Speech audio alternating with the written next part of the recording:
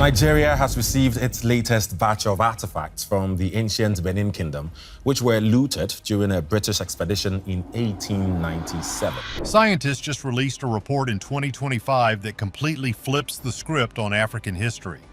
For years, we thought the Great Wall of China was the biggest thing humans ever built without machines. It's the biggest man-made structure on Earth that spans nearly 5,000 miles and centuries of history. We're on the Great Wall of China. But here is the catch. A new digital scan of the Nigerian rainforest has revealed a structure 4 times larger and 100 times more complex. It is not just a pile of dirt, it is a mathematical masterpiece that vanished from the maps. What they found buried in the earth has left experts absolutely speechless. And get this, we are only just scratching the surface of the truth. The 10,000-mile mystery. Everyone is obsessed with the Great Wall of China. We see it in movies, we read about it in textbooks, and we are told it is the ultimate symbol of human hard work. But here is the catch. A groundbreaking study released in early 2025 has just taken that title and thrown it out the window. Using advanced LiDAR technology, which is basically using laser pulses to see through thick jungle canopy, researchers have finally mapped the true extent of the walls of Benin. And what they found is honestly hard to wrap your head around. It turns out we have been looking at a tiny piece of the puzzle. The new data reveals that this network of walls and moats spans over 9,900 miles. To put that in perspective, that is 4 times longer than the Great Wall of China. It enclosed over 2,500 square miles of community lands. Imagine a construction project that is larger than the entire state of Delaware, built entirely with hand tools, bucket by bucket, in the middle of a dense tropical rainforest. But it is not that simple, though. The 2025 analysis didn't just look at the size, it looked at the soil. They found that the amount of earth moved to build this thing was deeper and heavier than the Great Pyramid of Giza. We are talking about millions of tons of dirt dug up and packed down by hand. The scholars looking at this data were left speechless because, according to the timeline, this should not be possible. This civilization, the Edo people, moved more earth than any other pre-mechanical society in the history of the planet. What most people don't realize is that this wasn't just one big circle around a city. The LiDAR scans show a massive honeycomb pattern. It was a web. It connected over 500 different villages and settlements into a single unified fortress. It was like a protective shell that wrapped around the heart of Nigeria. And get this, the walls were not just piles of dirt. The new study shows they were steep banks, some rising almost 60 feet high from the bottom of the ditch to the top of the wall. That is as tall as a 5-story building running for thousands of miles through the bush. The crazy part is the timing. This wasn't built overnight, but the maintenance required suggests a level of organization that rivals the Roman Empire. The 2025 report suggests that to build and maintain this, the Benin Kingdom needed a labor force that worked with military precision for over 500 years. It changes everything we thought we knew about African engineering. It proves that while Europe was in the Dark Ages, West Africa was building the largest earthworks the world has ever seen. Basically, the jungle hid this secret for centuries. When the British and other explorers came later, they saw parts of it, but they couldn't see the whole picture. They were standing on the ground looking at a few hills. But now, with the view from the sky and the new depth-penetrating tech, we see the truth. It was a mega-structure. It was a statement of absolute power. And the most shocking part? The survey implies that the design follows a specific code, a pattern that points to something far more mysterious than just defense.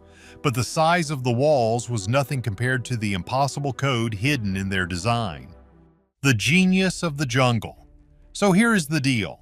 When you look at a city like New York or London, you see a grid. It is squares and straight lines. That is how Western math usually works. But the 2025 reanalysis of the Benin walls confirms something that mathematician Ron Eglish had suspected for years, but on a much grander scale. The walls of Benin were not built using grids, they were built using fractals. Now you might be thinking, what is a fractal? Basically, it is a never-ending pattern. It is a shape that looks the same from far away as it does when you zoom in close. Think of a fern leaf or a lightning bolt. For a long time, scientists thought you needed high-powered computers to create perfect fractal geometry.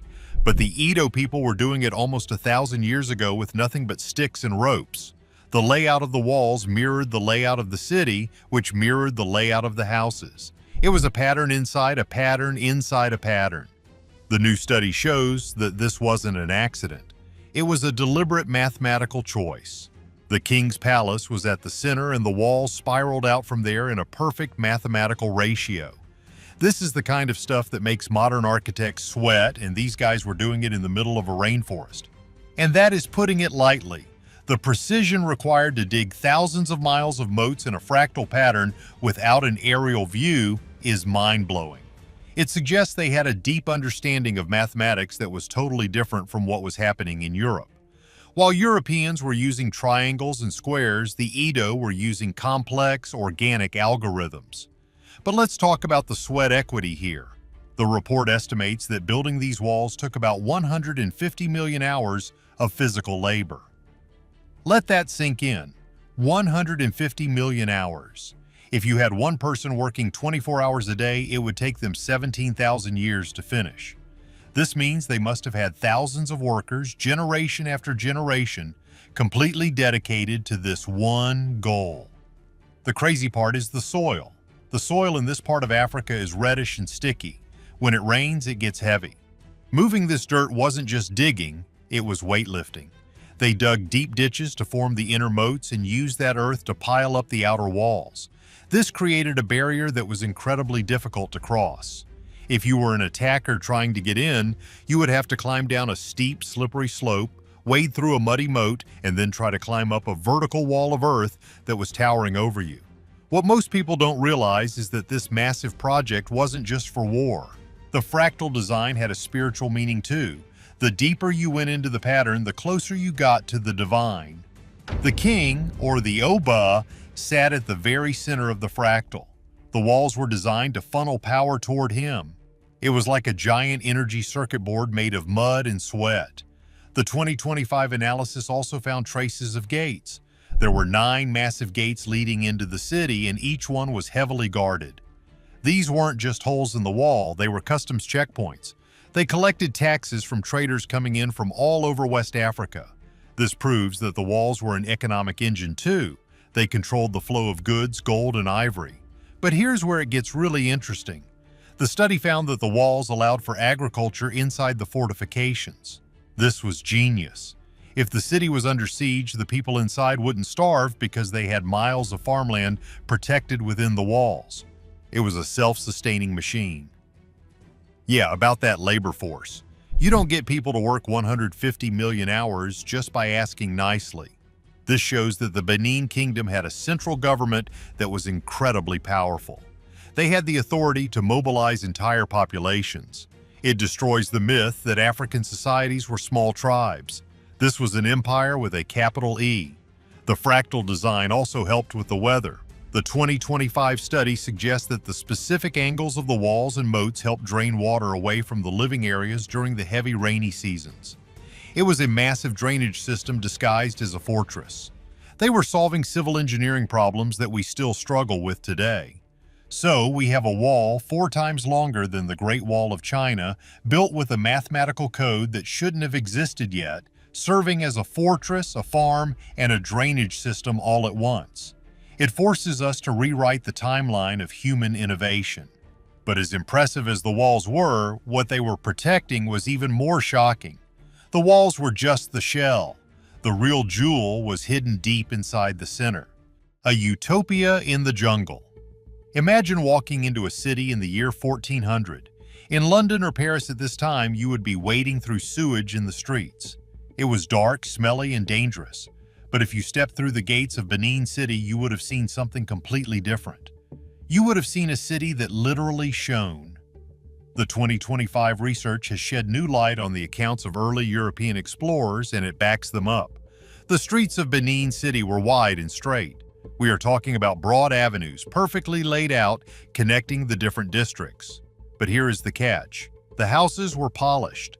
The walls of the homes were made of red clay, but the people of Benin had a technique of rubbing them until they were as smooth as glass. Some accounts say they looked like marble.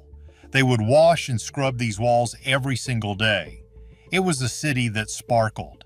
And get this, they had streetlights. Long before London had public lighting, Benin City had huge metal lamps fueled by palm oil placed at key intersections and around the palace.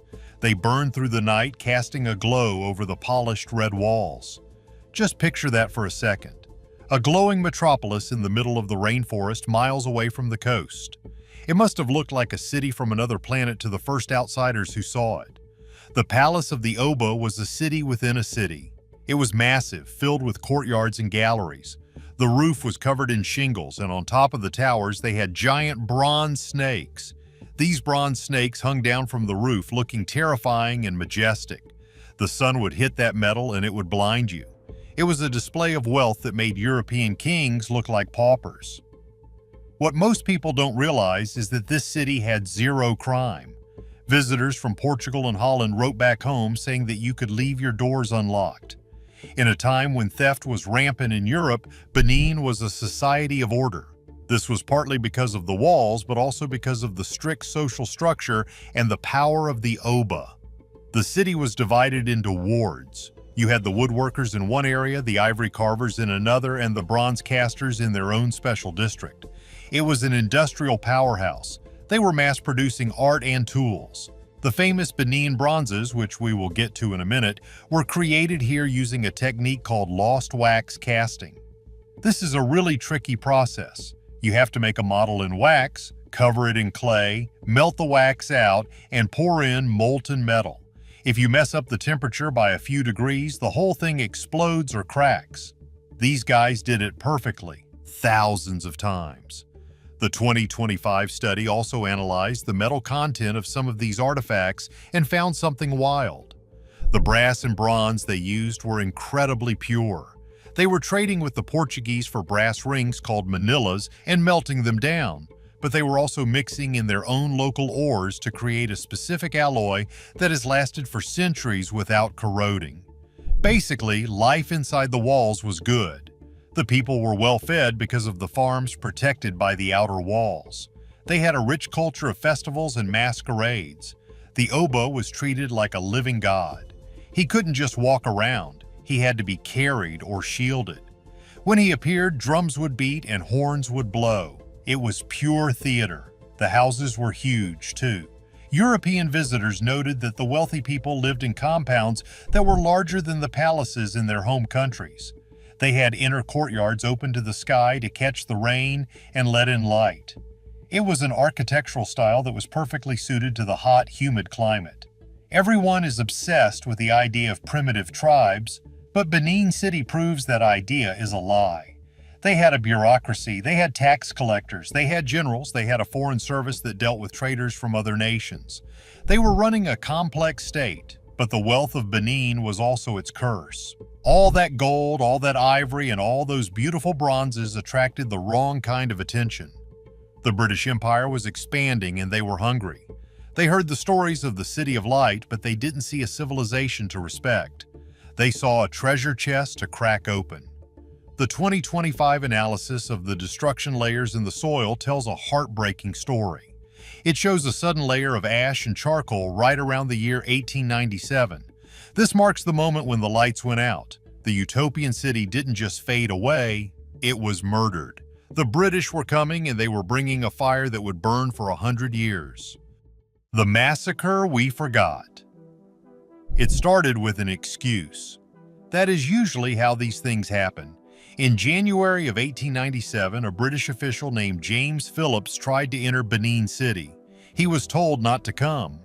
The Oba was in the middle of a sacred religious festival where foreigners were forbidden. Phillips ignored the warning. He thought he could just walk in because he was British and he owned the world. He was wrong.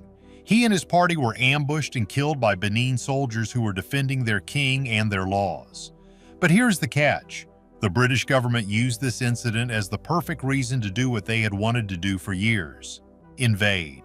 They called it the punitive expedition, but that is just a fancy name for a raid. They assembled a massive force of 1,200 soldiers armed with Maxim machine guns, the world's first fully automatic weapon, and rocket launchers. They marched on Benin City with one goal: total destruction. The Benin warriors fought back. They had muskets and unmatched courage, but they couldn't stand against machine guns. The British mowed them down. It was a slaughter. When the British forces finally breached the Great Walls, those same walls that had stood for centuries, they didn't stop at the soldiers. They went for the heart of the city. They stormed the Oba's palace. And when they got inside, they didn't just see a home, they saw a bank vault.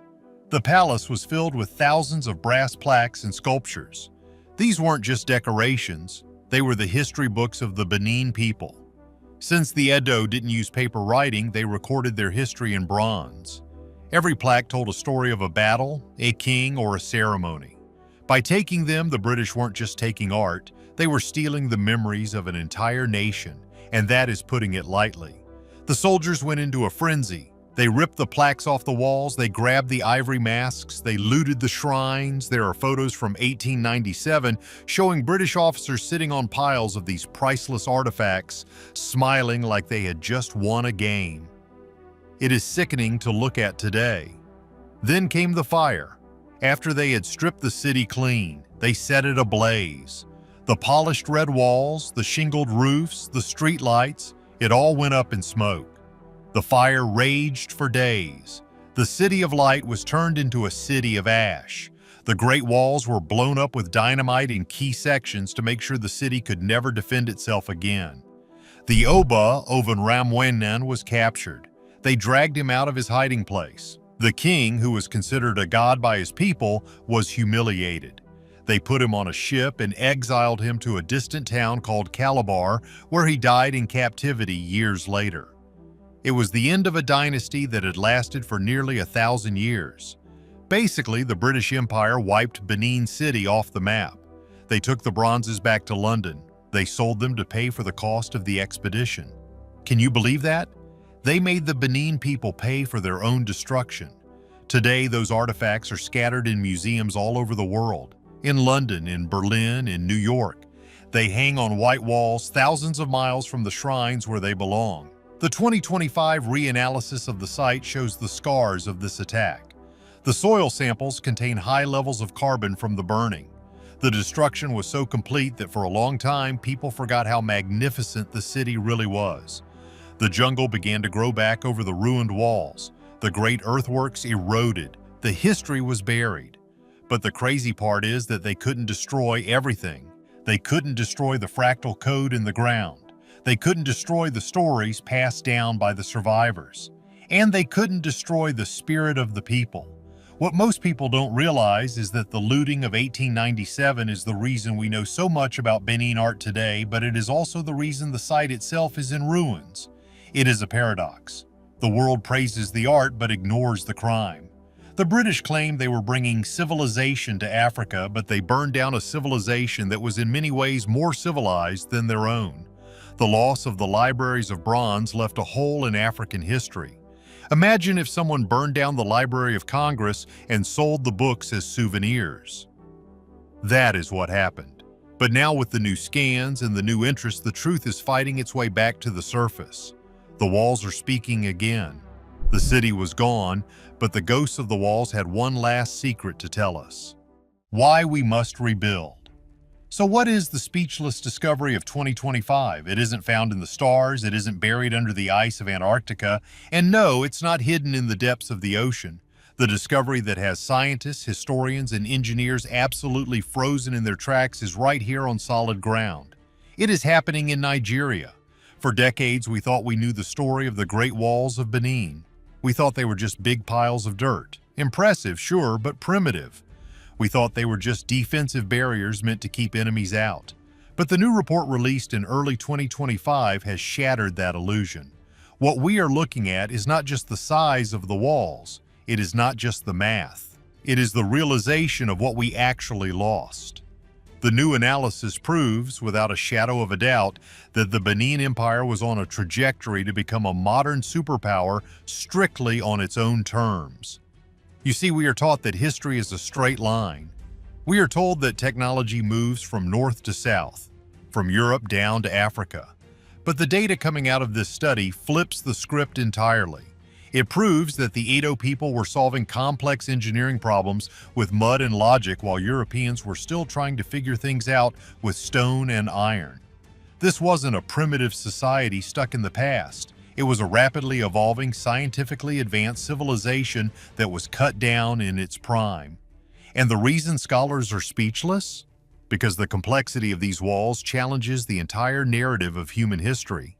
Let's talk about the math, because this is the part that really scares the skeptics.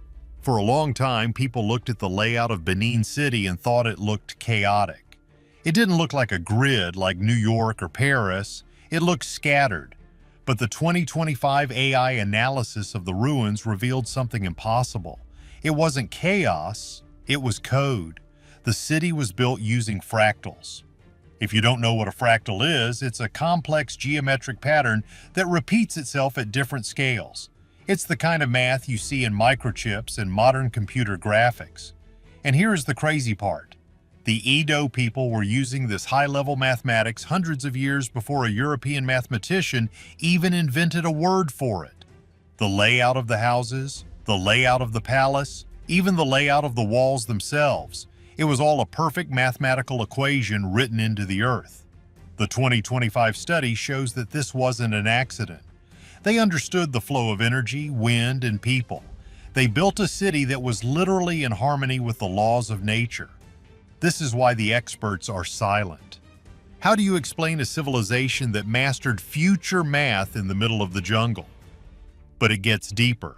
The study shows that the earthworks were actually terraforming the landscape.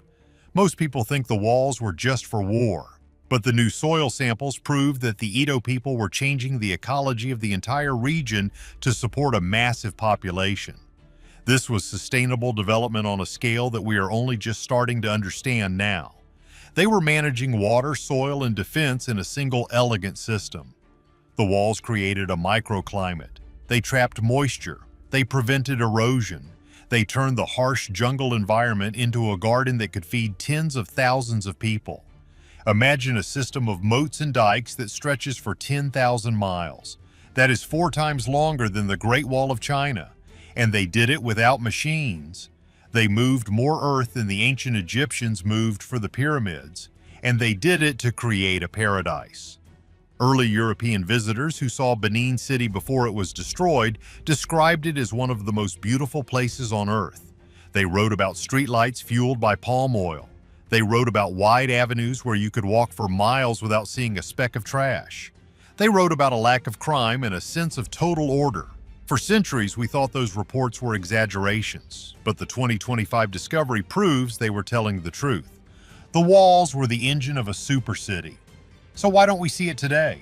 Why is this discovery speechless instead of a celebration? Because it reminds us of the crime scene. Basically, the walls of Benin are a mirror. They show us what humans are capable of, both the incredible creation and the senseless destruction. In 1897, the British came. It was called the Punitive Expedition, but that is just a polite way of saying it was a massacre. They didn't just defeat the army, they burned the city. They burned the fractals. They burned the science. They burned the history. And then they took the evidence. This brings us to the other part of the speechless reaction, which is coming from inside the museums. As this 2025 data comes out, the pressure to return the Benin bronzes is getting intense. You see, the bronzes weren't just pretty statues. They were the library of Benin.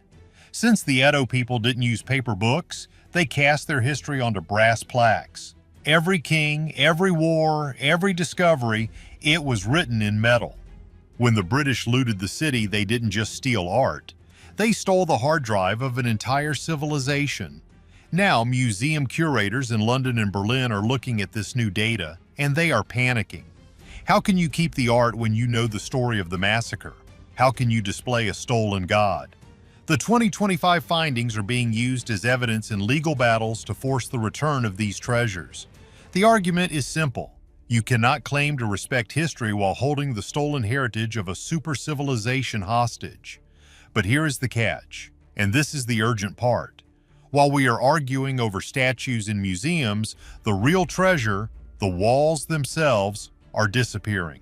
A lot of the land where the walls stood is now covered by modern development. Houses, roads, and businesses have been built on top of the history. The study revealed that nearly 70% of the original structure is already gone, eaten up by the expanding city. So, do the British museums owe Nigeria a refund, or is history just finders keepers? It is a tough one. Smash that like button if you want more forbidden history.